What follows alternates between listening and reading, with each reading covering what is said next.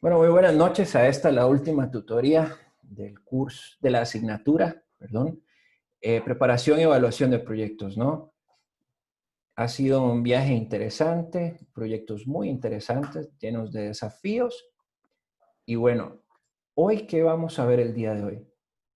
Vamos a hablar básicamente sobre el capítulo 6, 7 y 8, en los cuales están el análisis y la administración del riesgo, la metodología para evaluar el incremento de las capacidades instaladas, es decir, desde una planta física, y lo vamos a hacer un paralelismo con los negocios también, no solamente en temas de producción, sino en temas de servicios.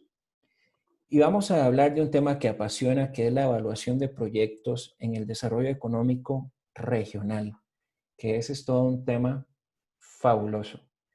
Gracias por estar el día de hoy acá con nosotros. Y bueno, las preguntas al final, todas las que quieran, con muchísimo gusto las podré atender. Vamos ahora a lo que es la presentación.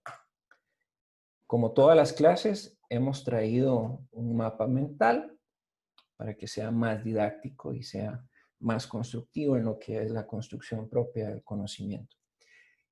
Y empezamos con el capítulo 6, que este refiere al análisis y a la administración del riesgo. A estas alturas, ya deberíamos de ser capaces de responder qué es lo que propone la metodología de evaluación de proyectos. La metodología de evaluación de proyectos propone un marco general de planeación de una empresa, específicamente nueva, puede ser también en marcha, y una serie de prácticas o técnicas para resolver cada una de las partes que constituyen el análisis del proyecto. Ahora, cualquier inversión para producir un bien o un servicio siempre va a llevar consigo un riesgo implícito. Ahora, hay diferentes grados del riesgo. Existen aquellos que son menores. Entre más se conozcan las condiciones del mercado, las condiciones económicas, las condiciones tecnológicas que rodean al proyecto. Y esto es en un momento ideal, ¿verdad? ¿Y por qué digo que esto es en un panorama ideal? Porque usted nunca va a conocer al mercado. Por ejemplo, hoy Costa Rica vive una gran incertidumbre en el sentido de que hay un desempleo muy alto, alrededor del 24%. Algunos creemos que el desempleo es mayor, esto por cuanto los ceses de trabajo. Dos, las personas, los desalentados, más o menos pueden andar en 35, en un 30%. Súmele a este desempleo, por favor, lo que es el déficit fiscal. Tenemos un déficit fiscal muy alto que refiere básicamente a el momento en donde los ingresos nos cubren los costos. Por eso se le llama déficit. Es decir, los gastos corrientes del Estado son más altos que lo que el país recauda. Ahora, ¿cómo un país recauda ingresos? Lo hace mayoritariamente a través de impuestos, ¿verdad? Perdonen, un poco de agua para hidratarse nunca es malo. Y sobre ello, sobre esos ingresos, también en una economía, los principales agentes son las empresas y las familias. Y aquí es un elemento fundamental que es necesario considerarlo. ¿Qué pasa si las empresas utilizan mal los factores de producción? La tierra, el capital y la infraestructura. O no solamente que no la utilicen de forma correcta, sino que no les alcance. Cuando lo van a transformar y llevan sus productos al mercado de productos y servicios, las familias que son las que adquieren dichos productos o servicios, valga la redundancia, no van a tener la suficiente capacidad de dinero para pagar. Y aquí viene la primera disyuntiva económica. ¿cuánto estarían dispuestas las personas a pagar? Y eso es algo que debería considerarse en cada uno de sus proyectos. Por ejemplo, en el tema de los ingresos, a algunos se les quedó por fuera el hecho de poder plantear los supuestos sobre los cuales van a estar cimentados los ingresos. Pero no se pusieron a pensar si las personas realmente están dispuestas a pagar por ese bien o van a buscar otro sustituto. De ahí que es fundamental que se entienda el comportamiento del mercado. Ahora, ¿qué pasa si las condiciones cambian en el mercado? En un momento controlado, donde usted tiene claridad sobre el mercado, la tecnología y la economía, su riesgo va a ser menor para invertir. Pero en momentos como los actuales, donde la tecnología, la economía y el mercado es incierto, por lo que acabo de explicar en algunas consideraciones, las condiciones cambian dramáticamente. Y aquí no se trata de declarar que un proyecto de inversión es económicamente rentable y con cierto riesgo, bajo ciertas condiciones. Pero si dichas condiciones cambian, la inversión que usted en algún momento pretendía realizar se va a volver poco rentable. Es decir, no va a ser la adecuada. ¿Por qué? Porque básicamente el mercado cambió a lo que usted había dicho inicialmente. Entonces, es muy difícil tener una bola de cristal para saber lo que va a suceder en el futuro, pero siempre es satisfactorio el poder desarrollar un caso o un modelo de negocio en donde usted pueda anticiparse al mismo y pueda predecir algunas situaciones que vayan a darse en el tiempo. Por otro lado, viene otro de los aspectos, la prevención de la quiebra. ¿Cómo hace un negocio para prevenir que quiebre? Bueno, por eso tenemos que hablar de la gestión de riesgos, pero hablamos de la gestión y de la administración, como lo dice el libro, pero también hay otro aspecto que se llama la mitigación de los riesgos. El enfoque que vamos a hablar o que se presenta en el libro es meramente analítico y administrativo. No solo se cuantifica el riesgo, sino que mediante su administración pretende prevenir la quiebra de la inversión realizada en el tiempo. ¿Y esto qué significa cuando hablamos de la administración? Hablamos de efectos o estrategias o acciones que deben realizarse para mitigar todas aquellas probabilidades de un evento. ¿Qué es un riesgo? La probabilidad de que suceda algo. Por ejemplo, si usted sale a caminar o sale de su casa del trabajo, ¿cuál es la probabilidad que usted tenga un accidente si va en su coche? O si usted está caminando en su casa, ¿cuál es la probabilidad que pueda caerse? Pero si es una probabilidad muy alta de que le vaya a suceder, ¿qué puede hacer usted para mitigarla? Bueno, entonces usted podría pensar en su casa poner una mejor capacidad de iluminación en los espacios donde haya mayor oscuridad. Y eso es básicamente cómo funciona un negocio. Si el mercado empieza a cambiar, un riesgo es el riesgo del mercado, que vamos a hablar más adelante. Pero, ¿qué dice la teoría actual del riesgo? Bueno, lo que decía anteriormente, la probabilidad de que ocurra un evento se expresa por medio de un número, el cual representa la probabilidad de ocurrencia, es decir, que pueda suceder. Se determina analizando la evidencia disponible relacionada con la ocurrencia del evento. En otras palabras, se determina con hechos y datos. ¿Cuáles son hechos y datos? Bueno, pueden ser datos históricos, pueden ser hechos del entorno, pero entre más información usted tenga, mayor elementos va a tener para aproximarse a esa realidad tanto en el corto, mediano y largo plazo. Ahora, ¿cómo conceptualizar una probabilidad? Y esto es algo que siempre ha requerido de análisis, de pensamiento y demás en los diferentes foros en los cuales en algún momento he participado. La probabilidad, al final del día, es un estado en la mente, porque siempre va a representar una creencia de lo que puede suceder, pero no siempre esa creencia es la correcta. Y entonces aquí nos lleva al campo de las decisiones. La probabilidad es parte integral de todas las decisiones económicas que usted realice. Y aquí voy a poner un ejemplo. Supongamos que usted gana 1.000.000 de colones en la lotería. Perfecto. Pero ¿cuál es la probabilidad que tenga que vuelva a ganar ese millón? Entonces, usted puede decir, bueno, si yo gané 1.000.000 hoy, ¿por qué no puedo ganar 1.000.000 mañana? Y va a seguir gastando y gastando y gastando hasta volver a ganar 1.000.000. Pero eso no le va a garantizar que vuelva a ganar 1.000.000.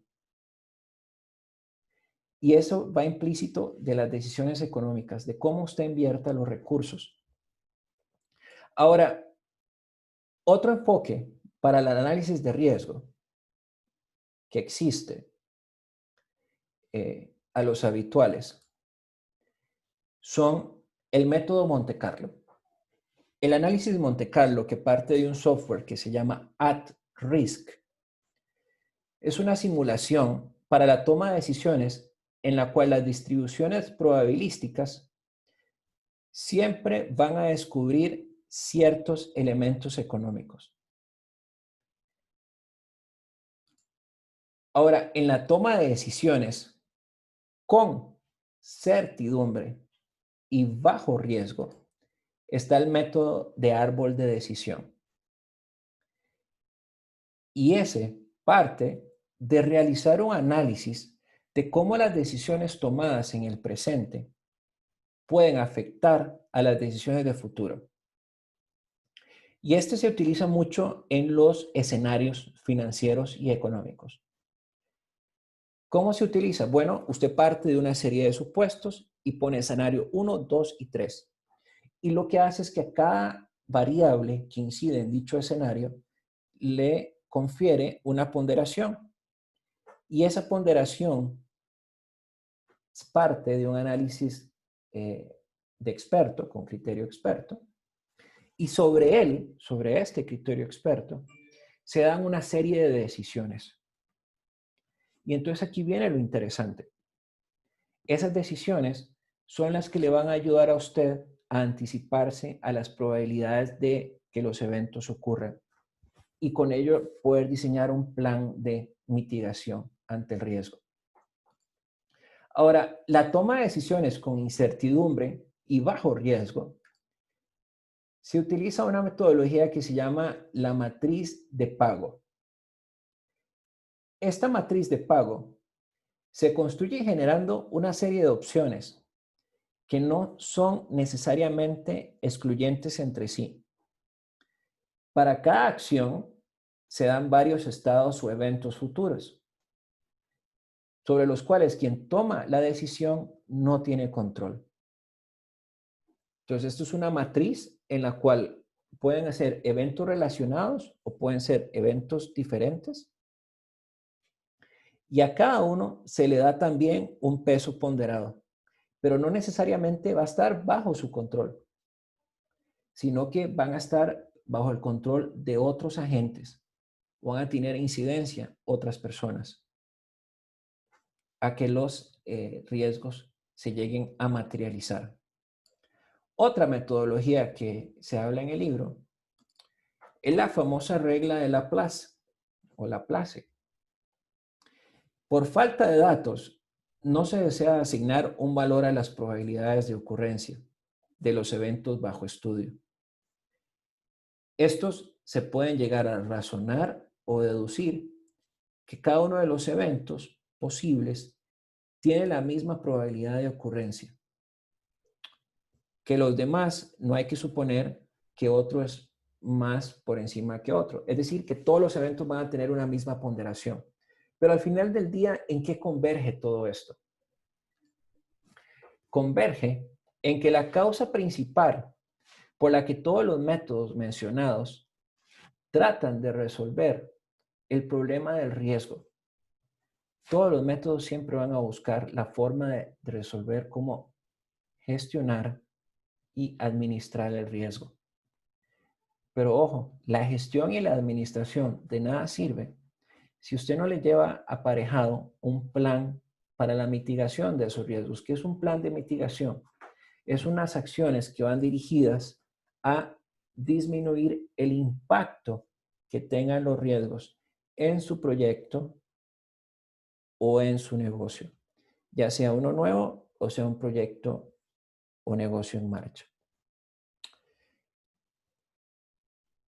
¿Por qué es necesario hablar de la gestión de riesgos? Pues por una situación muy sencilla. Cuando hablamos de proyectos o desarrollo de nuevos modelos de negocio, siempre hay dinero de por medio, hay inversión. Y lo que usted busca es resolver que esa incertidumbre de su inversión, al final del periodo establecido, usted la logre recuperar.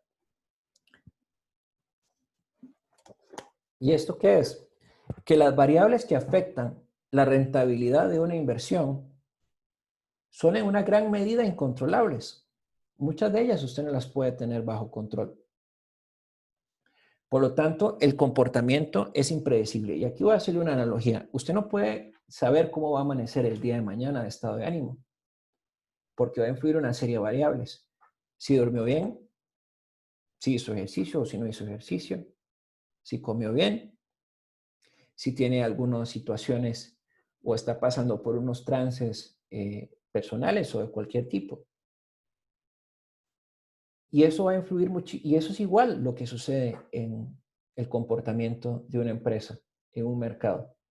Pero para ello se habla siempre de tener una estrategia. La estrategia es la que va a definir la ruta por donde tiene que ir la empresa o el proyecto.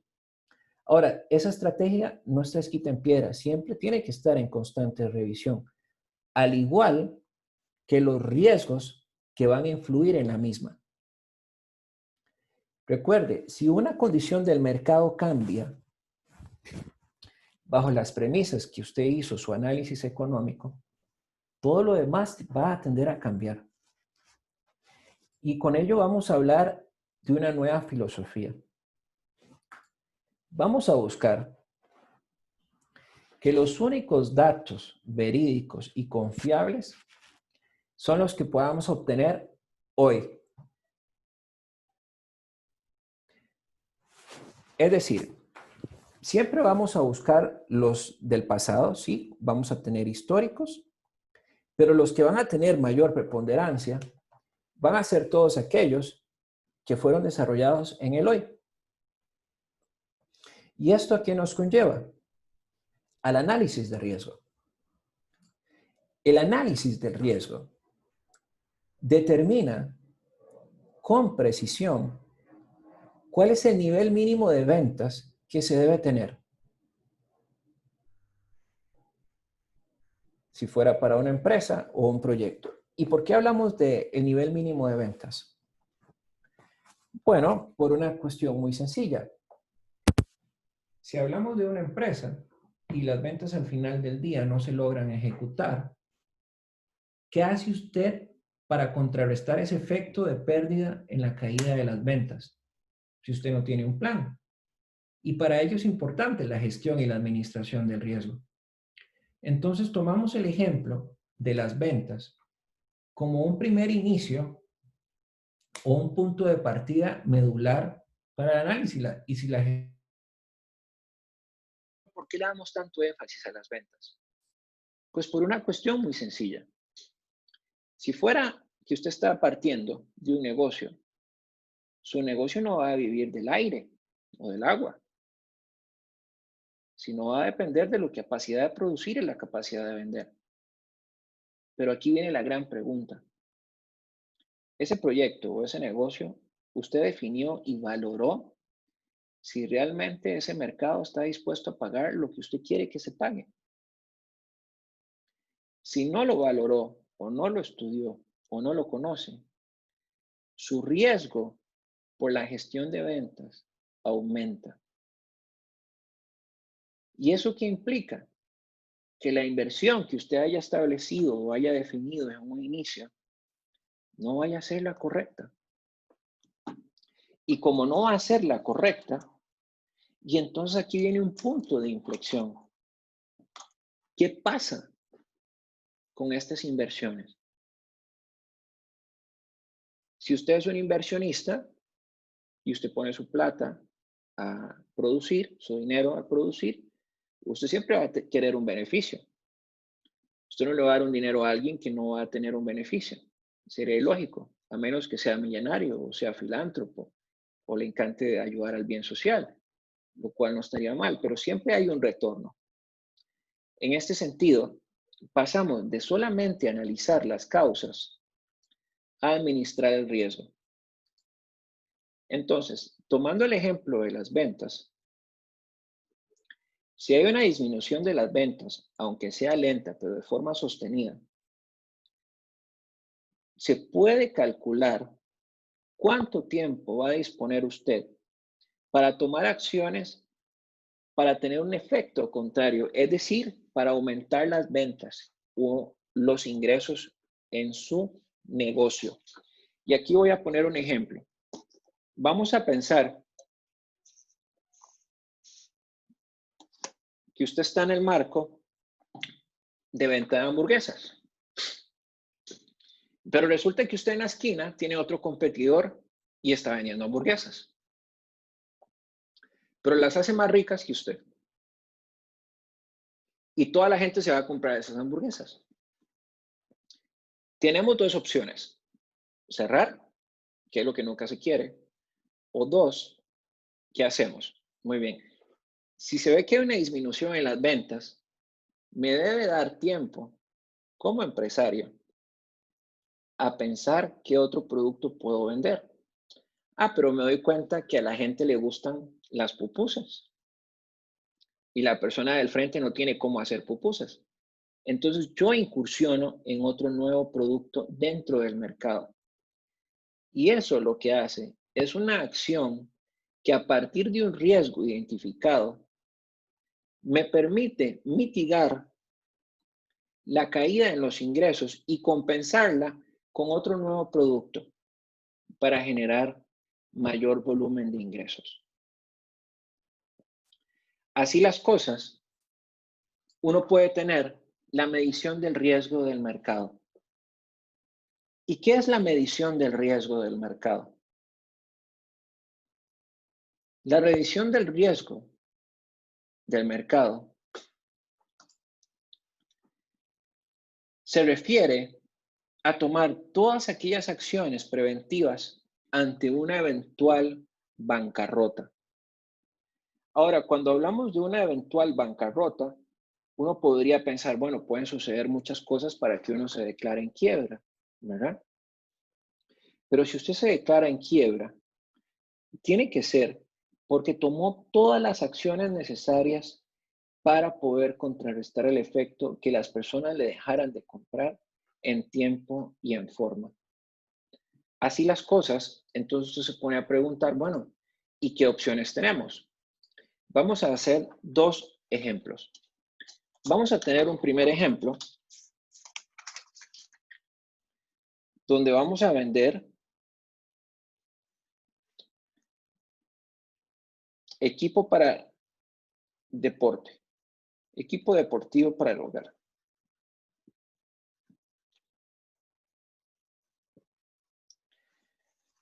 Con el cierre masivo de las empresas, resulta ser que la gente ya no tenía capacidad de ir al gimnasio, entonces se dio cuenta que puede hacer ejercicio en su casa.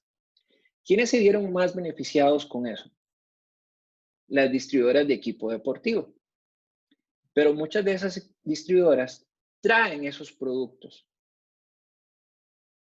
los importan de otros países. Ahora, con el cierre de las fronteras y en una economía cerrada, ¿qué es lo que hemos visto? Que si ya no hay mancuernas, hay empresas que se dedican con botellas recicladas a hacer mancuernas de peso. Y entonces las ponen de 5, de 10, de 15, de 20 kilos.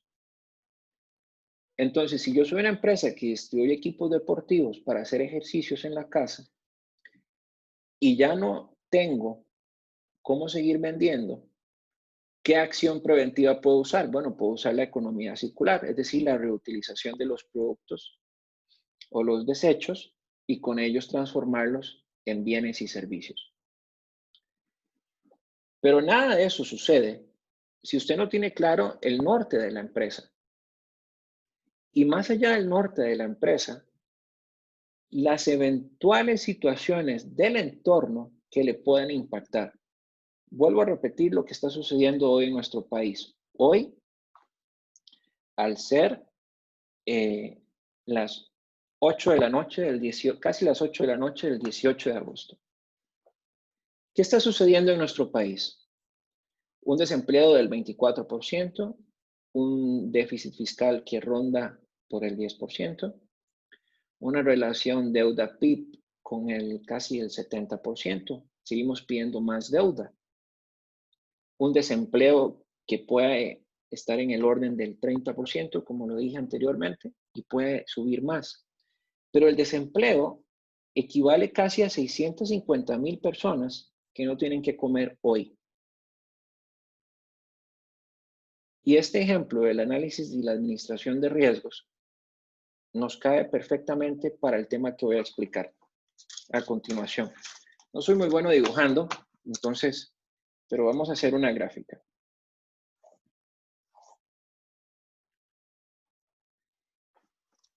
Tengo un punto, que se ve un punto aquí,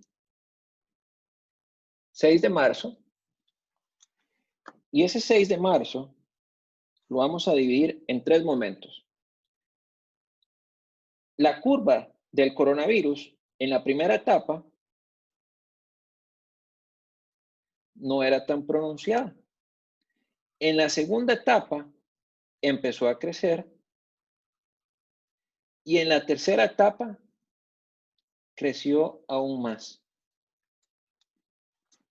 Un poquito así. Disculpen los dibujos, pero a mí me encantan hacer estos dibujos que son más ilustrativos. En el primer ejemplo, la curva era pequeña porque cerraron toda la economía. Pero aquí pregunto, ¿qué aprendieron las empresas en ese momento? ¿Se tomaron el tiempo para hacer un análisis de riesgos? Usted diría, profe, ¿les habrá dado tiempo? ¿O más bien estaba un colapso social? Bueno, digamos que le entró el primer colapso social. Perfecto. En la segunda etapa, que fue una apertura gradual, ya se veía un impacto en la economía. Por ejemplo, la Cámara de Comercio de Alajuela, el cierre fue tal que llegó al 400% en cuestión de 3 meses. El 400% del parque empresarial en Alajuela cerró. Y hay locales de todo tipo. Restaurantes, pulperías, alquileres, de todo. No le pusieron cierre al estadio porque no lo podían cerrar, pero yo creo que lo iban a cerrar inclusive. Pero aquí el tema es el siguiente. Las empresas que lograron sobrevivir por el dinero que habían logrado capitalizar en su gestión de años, ¿qué aprendieron? ¿Y dónde usted ve la respuesta? En la tercera etapa, cuando la curva empieza todavía más a levantarse. Hoy se habla sobre la necesidad de la libertad económica. Pero la libertad económica no debe implicar hacerlo más de lo mismo, porque nuestras necesidades cambiaron. La gente ya no está con la suficiente seguridad o certeza de ir a un restaurante a comer, de ir a un mall a comer. La gran pregunta es, ¿qué es lo que están haciendo estas empresas para mitigar el efecto del miedo? El miedo al contagio. Y entonces aquí es donde hay que hacer un análisis de riesgos. ¿Cómo puede contagiarse una persona con otra? Bueno, si no anda mascarilla y no anda protector o careta. Entonces el ministerio de nuestra nación dijo, todos tenemos que andar con mascarilla o careta. Ese es para mitigar el riesgo de contagio. Segundo, usted no puede ir a otra burbuja social.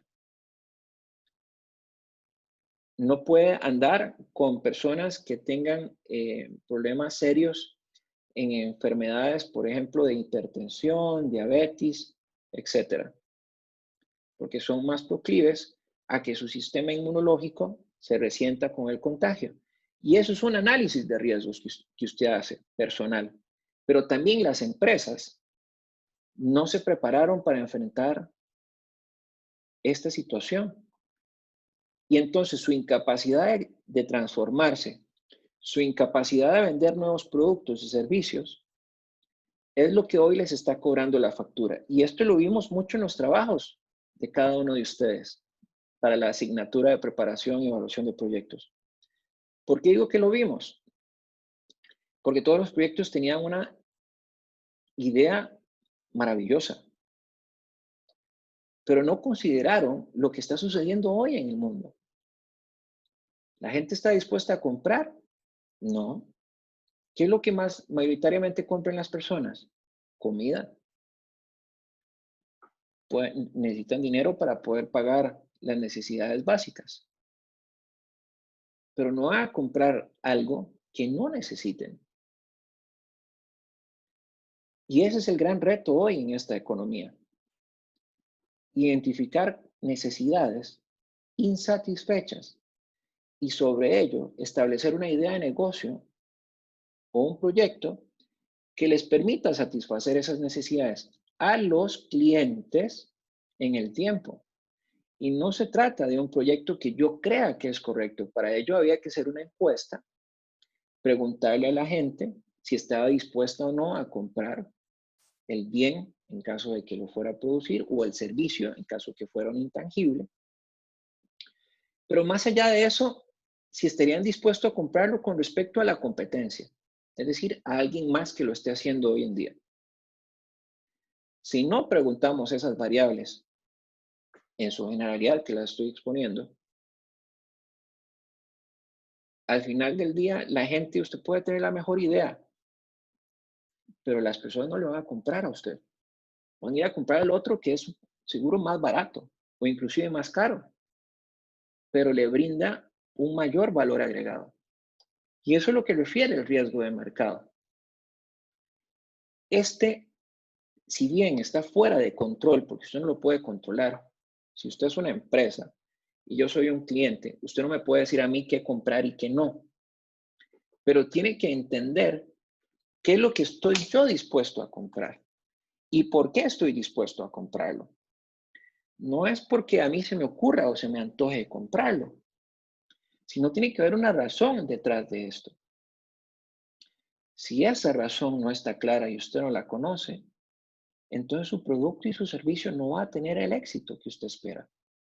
Porque en el momento en que el mercado, que recuerde que el mercado son una serie de personas, imagínense que cada tecla de estas es una persona, el mercado somos todas estas personas. Cambiemos de opinión sobre una necesidad, ya mi producto deja de tener validez, a menos que yo le haga algo distinto.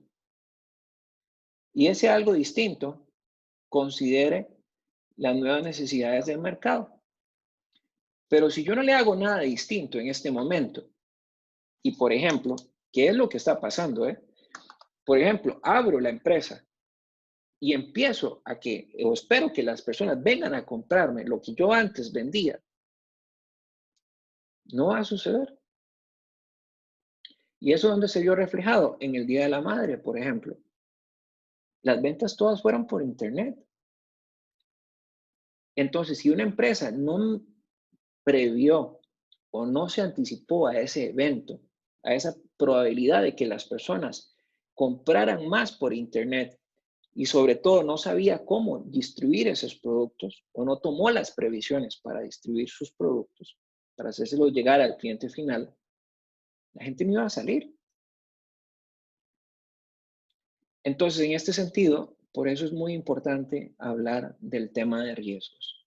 Bien, ahora vamos a hablar del capítulo 7 Ya hablamos de los riesgos. Ahora vamos a hablar de la metodología para evaluar el incremento en la capacidad instalada. Cuando hablamos de capacidad instalada,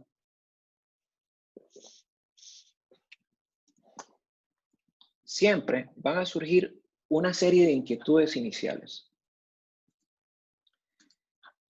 Esas inquietudes iniciales van a referirse en qué porcentaje quiero incrementar mi capacidad.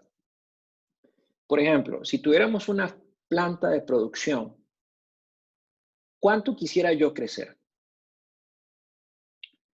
Ahora, si tengo un espacio, pero de un pronto a otro me doy cuenta que estoy vendiendo un volumen de ventas que duplica mi capacidad instalada, me va a hacer a mí crecer también en espacio físico para poder meter otras máquinas, para poder definir otras líneas de producción, contratar a más personal, para poder vender la demanda actual o en ese momento. Ahora, uno no crece por crecer.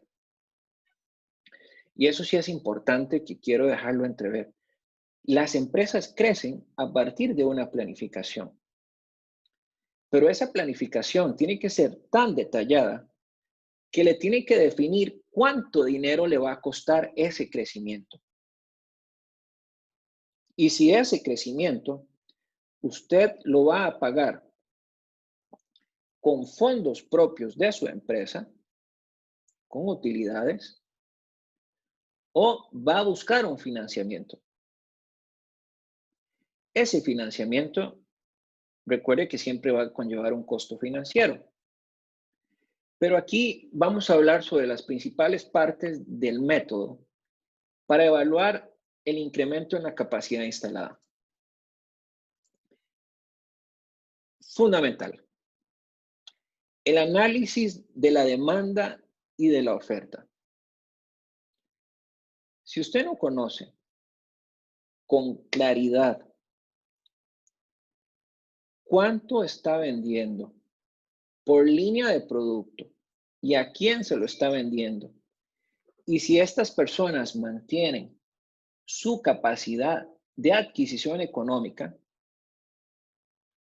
óigame bien lo que estoy diciendo, es cuánto estoy vendiendo, a quién se lo estoy vendiendo, y si las personas todavía pueden seguir comprándolo al precio que usted quiere. Y ahí es donde viene el análisis de riesgos.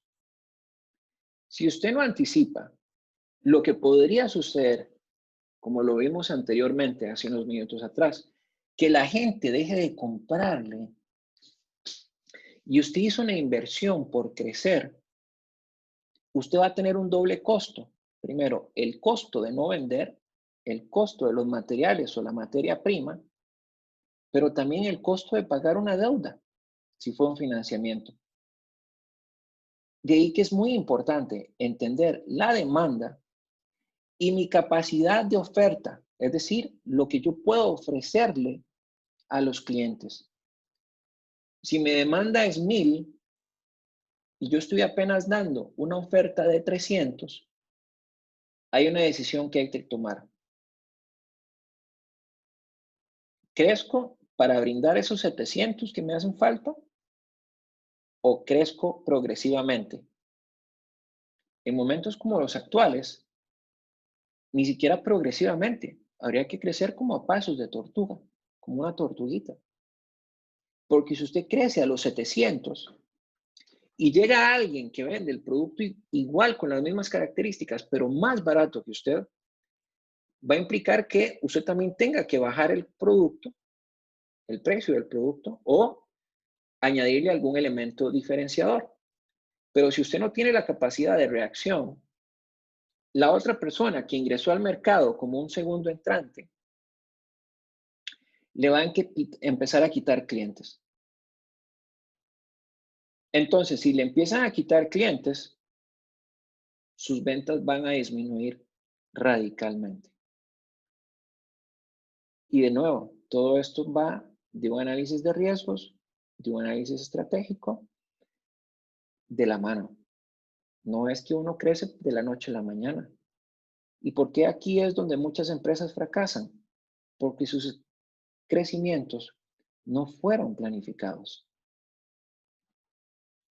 Entonces, ¿cuándo realmente sucede? Sucede, y esto se considera seriamente por una empresa, cuando las condiciones actuales de su operación, en definitiva, no puede cubrir la demanda del mercado en cuanto a sus productos se refiere. Pero conlleva una decisión, vuelvo a repetir, ¿quiero cubrir toda la demanda de un solo momento o la quiero cubrir paulatinamente? Lo que siempre he sugerido a empresarios y a los jóvenes, a estudiantes como ustedes, es que esa demanda sea cubierta de manera escalonada, pero no solamente estancarse en una línea de producto, es decir, depender de un producto únicamente, o como decía mi abuela, poner todos los huevos de oro en una sola canasta. Usted tiene que tener varias canastas con varias cosas que le permitan compensar una eventual caída en ingresos, o porque simple y sencillamente su producto deje de ser relevante para el mercado. Pero entonces aquí estamos descubriendo algo que es importante. Tengo que estar constantemente identificando y conociendo si mi cliente quiere seguir adquiriendo mi producto y por qué. Si no lo tengo claro, le tengo que ir a preguntar. Entonces, por eso se hacen mucho las investigaciones de mercado. Yo no sé ustedes, pero a veces uno estaba en un mall y llegaban y le preguntaban, bueno, ¿usted por qué consume esto? ¿Le gustaría consumir esto u otro? Entonces se dieron cuenta que la gente se cansó y entonces ahora ponían esos displayers, que son esas tiendas en los pasillos. Llegaba alguien y le decía, bueno, venga y pruebe nuestro producto para ver si realmente le gustaba o no. Y eso tiene un fin. El fin es estar constantemente aprendiendo del cliente y ver si sus necesidades cambiaron y hacia dónde cambiaron. Ahora, hay diferentes escenarios. Vamos a hablar de un primer escenario en donde la empresa ha saturado por completo su capacidad instalada. ¿Qué significa eso? Que ya su empresa no pueda hacer nada más, ¿verdad? Y entonces, si no puede hacer nada más o ya está completamente saturada,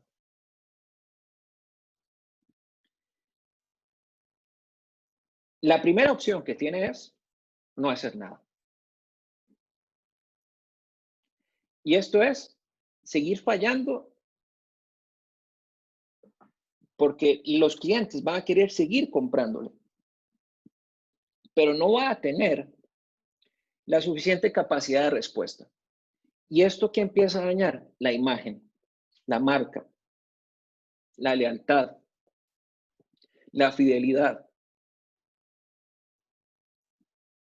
Hay un segundo momento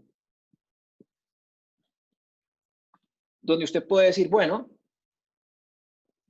ese restante que no estoy pudiendo producir en tiempo y forma, contratemos a otra empresa que lo haga por mí. Pero aquí tengo que tener claro que al tomar esa decisión, voy a perder ganancias. Y tengo que estar dispuesto a perder ganancias. Con el objetivo de que los clientes no se me vayan. Es decir, de que los clientes no se escapen o no perderlos también. Y aquí es donde está el riesgo de que la empresa que yo contrate no produzca con la misma calidad que yo lo haga. O no me brinde el producto en tiempo y forma. En tiempo y forma, ¿qué es? ¿Cómo lo estoy pidiendo? Y en el momento en que lo necesito.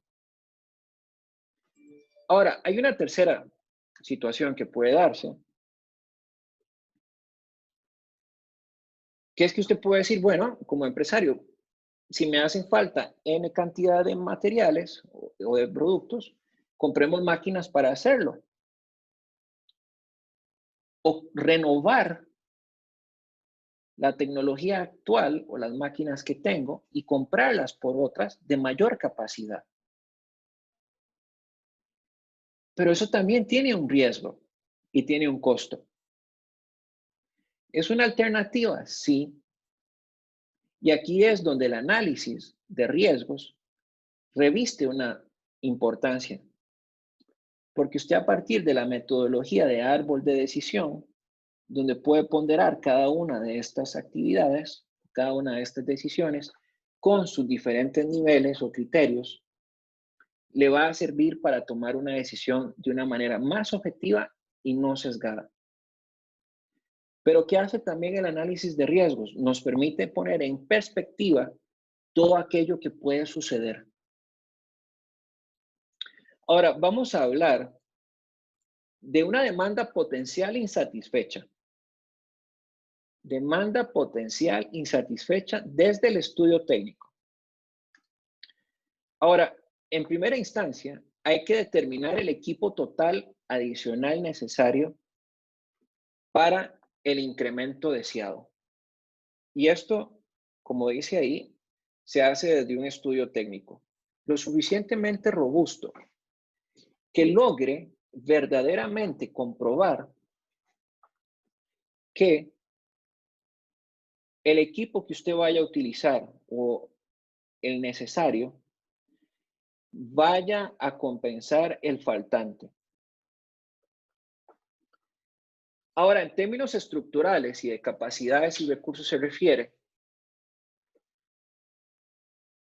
si se incrementa la producción, toda la empresa por sí misma va a tener más trabajo. Ahora, las personas que tengo en dichos departamentos son las necesarias para cumplir y para que la dinámica organizacional, es decir, para que el día a día de la empresa no se quede paralizada al incrementar más producción, probablemente mayores vendedores, más órdenes de venta, más información por tabular, más clientes por llamar, más personas atendiendo el teléfono, más personas contabilizando cosas o registrando cosas en términos contables. Entonces uno tiene que analizar a toda la empresa como un todo. No solamente significa incrementar el volumen de producción per se, sino también tener claro cómo me impacta eso en la organización. Ahora, cuando uno habla de expandirse y usted tiene un primer piso, es decir, 4 paredes y un techo, usted puede expandirse haciendo una segunda planta de producción. Ventajas y desventajas. Bueno, ventajas, no tiene que invertir en la compra de más terreno, por ejemplo. Desventajas. ¿Qué pasaría si esa segunda planta que usted necesita realizar implica la readecuación en términos de su infraestructura en la cual opera su capacidad productiva? Es decir, si hay que correr una viga, si hay que quitar el techo. ¿Qué implica eso? Puede darse usted el lujo como empresa de parar y decir, voy a parar 4 meses para no producir, pero usted no puede despedir a las personas, tiene que dejarlas haciendo algo. Y viene algo importante, el análisis económico. En el análisis económico, es pero imperativo ver el aumento en la capacidad productiva que solo toma en la inversión inicial. Pero si hay una inversión inicial para el análisis económico, también va a conllevar una serie de ganancias, pero esa serie de ganancias también hay que cuantificarlas y hay que definirlas. Y sobre ello sopesarlas en la decisión que se vaya a tomar para la expansión. Es decir, Si yo voy a empezar a ganar sobre una base de 1000, ya sea 1000 millones o 1000 millones de dólares, lo que usted quiera, la moneda que usted le quiera poner, pero pongamos una base de 1000. Si yo estoy ganando 1000 hoy y con este incremento yo voy a ganar 1500, ¿cuánto usted está dispuesto en dejarse como una utilidad o un beneficio? ¿Y cuánto usted está dispuesto a invertir por ese crecimiento? Si el crecimiento o la expansión a usted le va a conferir llegar a otros 1000 para vender otro marginal adicional, hay una decisión que tomar y es, ¿mantengo clientes o pierdo clientes? Algunos pueden decir, bueno, yo prefiero mantener clientes y seguir ganando lo que estoy ganando y hacer un esfuerzo adicional, pero ese esfuerzo adicional realmente vale la pena o vale más la pena pensar en plantear un modelo de negocio totalmente distinto, donde tenga otras líneas de producción, donde tenga otro tipo de clientes, donde tenga otra propuesta de valor, donde tenga una forma de vender, donde tenga una forma de producir distinta, donde tenga una forma de entregar distinta. No necesariamente mediante un camión, sino por subcontratación, por ejemplo, donde mis actividades claves van a ser diferentes, donde mis recursos claves van a ser diferentes. ¿Quiénes van a ser los potenciales socios estratégicos? Que al final del día son los proveedores. ¿Y cómo voy yo a fijar los precios? Y sobre todo mi estructura de costos. Puedes tornar completamente distinta. Hoy día estamos viendo un efecto contrario en nuestra economía. En nuestra economía hoy, las empresas tienen que tomar la decisión cuánto están dispuestas a dejar de ganar. ¿Cuánto verdaderamente? No es posible pensar para una empresa hoy, en las condiciones actuales económicas, que va a mantener su mismo nivel de venta antes del 6 de marzo del año en curso. ¿Por qué el 6 de marzo del año en curso es un principal hito en esta nueva normalidad? O lo que es muy conocido como la economía sin contacto, porque fue el primer caso diagnosticado por coronavirus en nuestro país.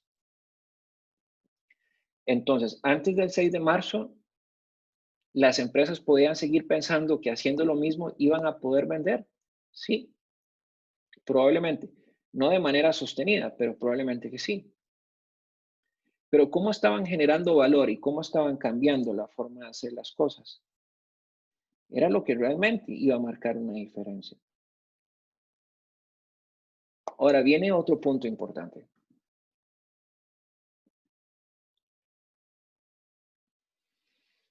El capítulo 8. Del capítulo 8 hace unos recorridos interesantes sobre lo que fue la Gran Depresión del 2008 en Estados Unidos y cómo otros países lograron salir adelante a partir de una serie de aspectos en el marco de la evaluación de proyectos para el desarrollo económico regional. Un tema que nos daría para hablar solamente una tutoría, porque es muy interesante. Cuando hablamos de desarrollo económico regional o local, hay que considerar varias cosas. Hay que considerar que en un país como un todo convergen lo que son los recursos. Esos recursos de un país están localizados en diferentes regiones. Cada región tiene una particularidad, tiene una singularidad y algo que los define. Por ejemplo, usted va a Alajuela y va a Poás de Alajuela y usted piensa inmediatamente en fresas. Usted va a Cartago y piensa en papa o en chayote. Usted va a la zona de Los Santos, probablemente usted va a pensar en café y así sucesivamente. Cada región tiene sus propias capacidades, que al final del día son el resultado de sus recursos, ¿verdad? ¿Qué tengo y qué puedo hacer con ese recurso? Es la capacidad, lo que al final del día puedo hacer. Ok, dicho esto, para que se dé un desarrollo económico regional, en primera instancia hay que hacer un inventario de recursos y capacidades. Es decir, ¿qué tengo? ¿Qué puedo hacer con el mismo? ¿Dónde está ubicado? ¿Dónde está la mayor concentración? ¿Y cómo puedo pensar generar economía alrededor del mismo? Y entonces aquí viene un elemento fundamental, tal como lo decía el último informe del Estado de la Nación, donde decía que el 65% del parque empresarial se encuentra concentrado en el gran área metropolitana. Hace unas semanas atrás se dio el martillo de una tercera fase. Ese martillo cerró prácticamente el GAM por 2 semanas, el gran área metropolitana. Ahora, ese GAM sufrió el efecto de que 2 semanas de no trabajar se dejaron de percibir alrededor de 3.000 billones de colones. ¿Tiene mucho sentido esto? Claro que sí. ¿Por qué? Porque toda la concentración económica en nuestro país está en el gran área metropolitana. Pero ¿qué pasa con las regiones? Y aquí es donde usted ve el coeficiente de Gini, que es el que mide el índice de desigualdad, se aproxima más a 1. Cuando el índice de desigualdad se aproxima más a 1, es que la riqueza en nuestro país está mal distribuida, o en cualquier nación del mundo está mal distribuida. Cuando se aproxima a 0, es que hay mayor igualdad. En este caso, 0,51 es más cercano a 1, diría 1, valga la redundancia. Me salió en verso y sin esfuerzo, decía una profesora mía en español. Entonces, con ello, aquí es donde hay que aprovechar la capacidad regional. Cada región tiene sus características, como lo dije anteriormente, pero aquí viene una variable hoy que se veía en 5 años y es la tecnología. ¿Por qué la tecnología? Porque hoy vemos cómo los avances tecnológicos o las tecnologías emergentes han dado pie a elementos que coadyuvan para que las empresas puedan trascender. Pero ¿qué ha sucedido? Que muchas organizaciones han tomado a la tecnología como el estado del arte, como lo que define a la organización o a la empresa. Y lo que define a la organización o a la empresa son las personas. No hay nadie más. Pero aquí viene un elemento. ¿Y cuál es ese elemento? El miedo al cambio, el miedo a reinventarnos, el miedo a cambiar nuestro chip y poder generar otro tipo de conocimiento. ¿Y cuál es el mayor reto que hay en el cambio tecnológico? Capitalizar las lecciones del pasado, conjuntarlas con el presente para mirar hacia el futuro. ¿Qué significa esto? Si usted tiene un conocimiento X de algo y ese conocimiento le ha venido dando una serie de experiencias o de aprendizajes, ¿qué ha empezado a hacer usted diferente?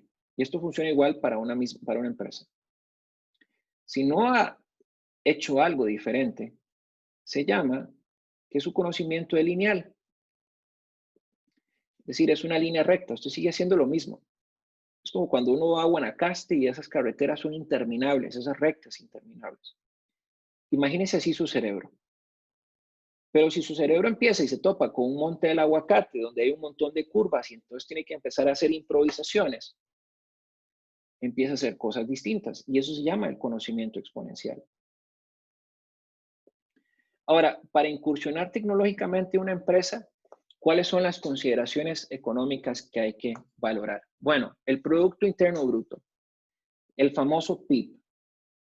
El Producto Interno Bruto de una nación, lo que mide es lo que se produce.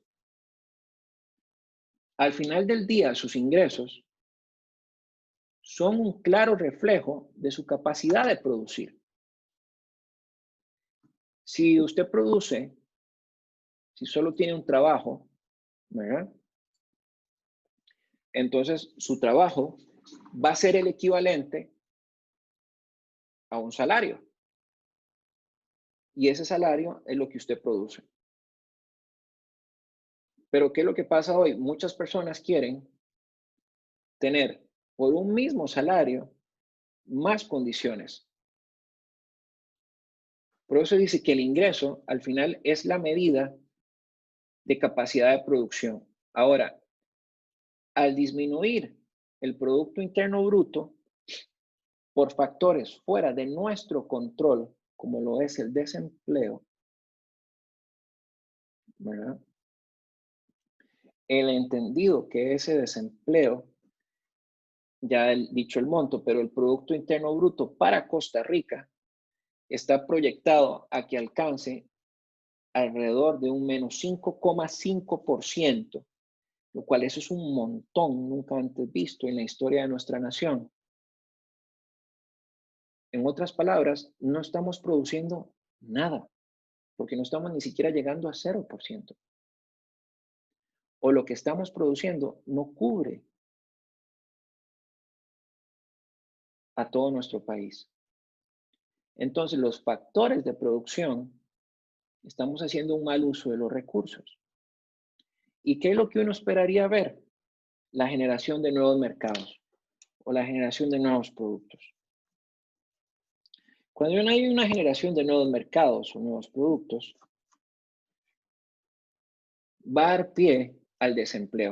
¿Qué sucedió en la recesión del 2008 en Estados Unidos? Yo les voy a contar. Había una parte en donde veía una máquina donde se empezaron a arreglar las calles de varias ciudades de Estados Unidos, donde veía una máquina haciendo huecos en la calle. Y venía otra detrás, con otro grupo de gente, arreglándola. Esa fue una forma que en su momento se utilizó. ¿O qué es lo que hizo Estados Unidos también? Invirtió. Invirtió en empresas como por ejemplo Apple o Google y les dio dinero de todos los contribuyentes como uno de los amortiguadores que tenía la economía en su momento para generar nuevos empleos y con ello generar mayor trasiego de bienes y servicios en un mercado. Cuando hay mayor trasiego de bienes y servicios en un mercado, tenemos también lo que es la reactivación económica. Porque hay un intercambio. Entonces hay alguien que está dando, produciendo y alguien que está comprando. Pero en este momento nuestro país no está produciendo nada. Las exportaciones, según el informe de la OCDE, para el segundo brote, el cual sugiero leer para todos y todas, dice que las exportaciones en el 2020 van a caer a un menos 12,5%. Es decir, no va a haber exportación. Y ahora vamos a partir de algo que en economía se llama la economía cerrada. Tenemos que capitalizar los recursos de cada región para ponerlas a producir. Por ello, se habla de que las consideraciones económicas, un aspecto importante hoy es la desconcentración de la producción. En la medida que se pueda dar esa desconcentración de la producción, se va a tener o van a empezar a surgir aspectos como la cadena de suministros. ¿Qué es una cadena de suministros? Bueno, analiza los flujos tanto de material como de información desde su origen de la materia prima hasta la atención del consumidor final. Y son todas las etapas que tiene que recorrer tanto el material como la información. Pero la cadena de suministros parte o está establecida en una empresa. Y ahí es desde el diseño del producto, qué es lo que requiero, la logística, cómo lo voy a transportar, cómo lo quiero, cuando ingrese, cómo lo voy a introducir al mercado, y etcétera, etcétera. ¿Dónde lo voy a almacenar, por ejemplo? ¿Cómo lo voy a almacenar? Si tiene que tener alguna consideración especial para el almacenamiento y demás. Todo eso involucra la cadena de suministros, comúnmente llamada como cadena de abastecimiento también. Luego viene la cadena productiva. Muchas veces se confunde la cadena de suministros con la cadena productiva. La cadena productiva, ¿qué hace? La cadena productiva analiza el conjunto de empresas que elaboran una materia prima. La diferencia entre la cadena de suministros y la cadena productiva es que la cadena de suministros refiere a la empresa.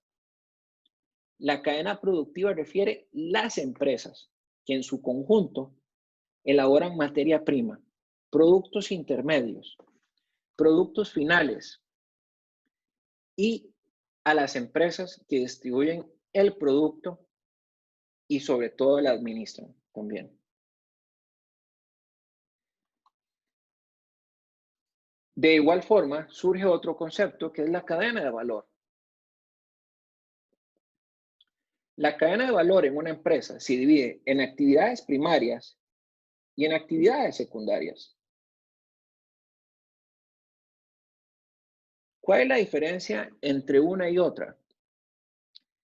Que las actividades primarias van a ser todas aquellas actividades que vayan a generar un valor económico dentro de la organización. Por ejemplo, mercadeo. Por ejemplo, la producción, la manufactura, la investigación, aspectos que muy pocas veces escuchamos en la jerga empresarial. Hablar sobre la importancia de la cadena de valor.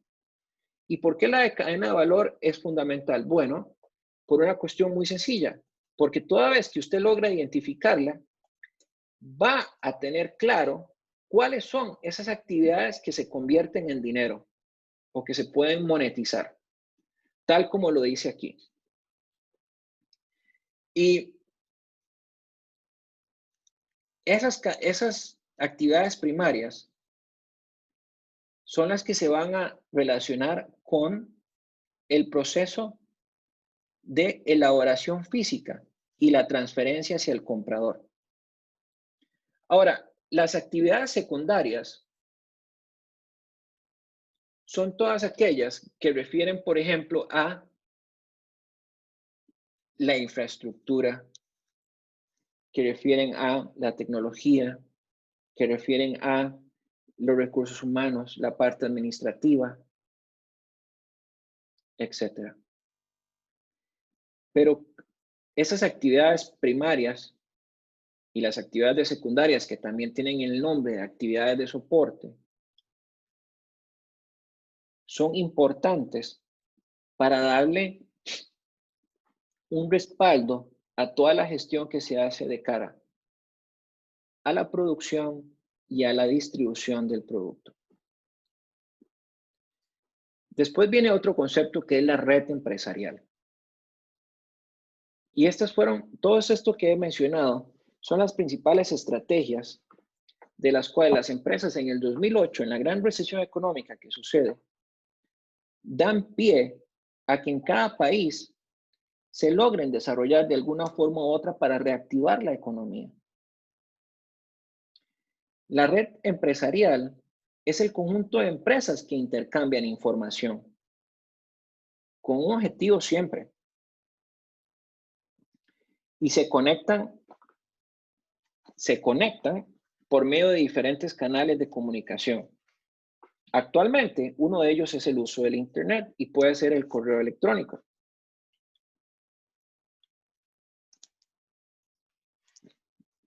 De igual forma, en este parque empresarial o en este parque productivo que se viene desarrollando y venimos hablando, para lo que refiere a la al crecimiento económico regional, también están los famosos clústeres. Los clústeres son agrupaciones de empresas que trabajan en un mismo sector productivo. ¿Dónde se dan mucho los clústeres?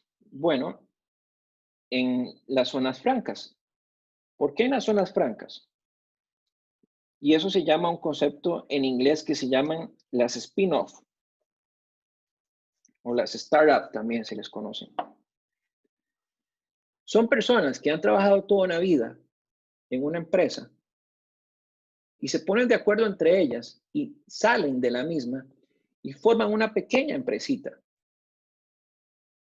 que logra identificar necesidades insatisfechas por la empresa en la cual originalmente trabajan y termina brindando servicios, ya sea a su misma empresa original o a la red de empresas en la cual pertenecen al sector productivo. Toda esta serie de conceptos que al final se logran desarrollar en una serie de estrategias, como lo he venido comentando, son lo que dieron pie o lo que dan pie al desarrollo económico regional. Mucho de esto debiera estarse haciendo en nuestro país, pero al contrario, nada estamos haciendo. No estamos impulsando el desarrollo económico local, el cooperativismo en algunos momentos los privilegios que tienen están siendo revisados. En fin, la economía para el bien común o lo que es conocido como la economía social solidaria es lo que marcará la diferencia para los próximos años en Costa Rica. Bien, ya se nos fueron 3 capítulos y eso es lo que traía. Y esa es la 4ª tutoría del día de hoy. Quisiera saber, Ariana, como esta clase ha sido, usted ha estado presente, si tiene alguna inquietud, por favor. Sí, tengo 3 conforme a lo del mapa mental. La primera es lo de los ingresos, que usted puso ingresos y que hay que plantear los supuestos. Los ingresos se toman solamente como las ventas. Los ingresos son las ventas, sí. Todo aquel, o el bien, el servicio, ya sea sobre el cual usted vaya a venderlo, pero aparejado al día de hoy, a la clase de hoy, también tiene que pensar en qué riesgos. Hay un riesgo que se llama el riesgo de mercado y el riesgo económico, como lo explicaba al inicio de la ponencia, donde eventualmente le va a impactar que las personas le compren a usted los productos y los servicios. Entonces, hay un riesgo que usted tiene que suponer que si su producto vale 4,500, por ejemplo, o 4,000, si las personas están dispuestas a pagar esos mismos 4,000 en el tiempo, o hasta dónde estarían dispuestas a pagar, dependiendo del cliente y el segmento de mercado. Sí. Entonces, lo que se refiere a los supuestos es plantear como escenarios de ventas. Exactamente, exactamente. Ok. La otra era lo de que los únicos datos verídicos y confiables son los del presente, pero siempre hay que ver los históricos. En este caso, como nosotras no tenemos la empresa ya hecha, pero es como una proyección a futuro, los datos del... Ay, me estoy quedando sin pila.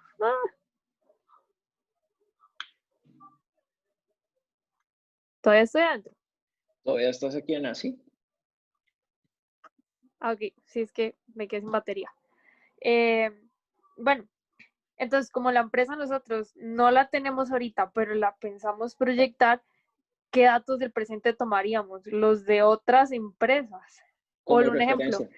si yo sé un ejemplo que a la gente le gusta ir a, no sé, a Pull&Bear o ir a tales tiendas y yo sé más o menos cuánto cuesta cada prenda, si yo tengo una prenda que vale relativamente un poco menos, pero que es de la misma calidad, pero es de diferente diseño, eso lo puedo tomar como un dato. Como una referencia, sí, pero una referencia de su competencia, pero es un dato que vale hoy.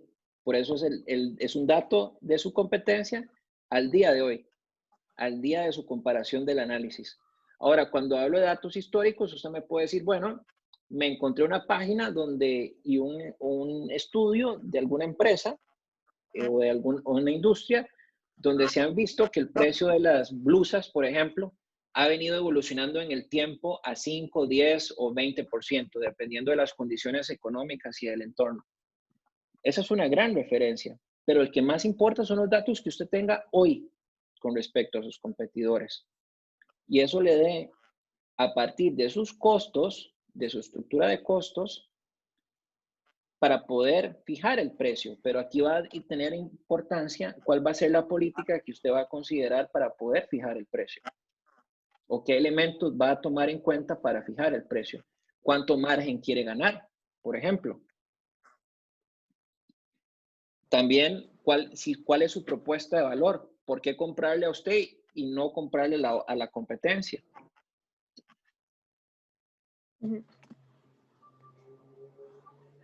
Y vamos a ver, la última es más acerca de lo del proyecto. Son dos cosas que no me quedaron muy claras. Lo del flujo del capital a los 10 años proyectado, nosotras lo que hicimos fue comparar las ventas con los ingresos. Si quiere, nos podemos quedando hablando un poquito más, pero voy a parar la grabación para ya terminar la tutoría. ¿Tienes alguna pregunta con respecto a la tutoría o todo quedó claro? No, con respecto a la tutoría ya las hice. Ok, ¿y hay alguna otra pregunta? No hay más preguntas entonces. No, son más que todo el proyecto. Ok, ¿y qué le pareció la tutoría? Bien, me gustan mucho los mapas mentales y en realidad siempre salgo de la tutoría muy motivada, igual cuando veo los videos, pero ya cuando llegan las notas ahí es cuando cambia la cosa. Pero bueno, lo importante es, para eso es la universidad, para aprender cómo hacer las cosas, ¿verdad? No equivocarse en la calle. Voy a parar un momento el video y la grabación. Bueno, ya con esto doy por terminada la tutoría y me quedaré atendiendo a Ariana las preguntas que tiene el proyecto. Gracias y cualquier cosa, por favor, no duden en escribir.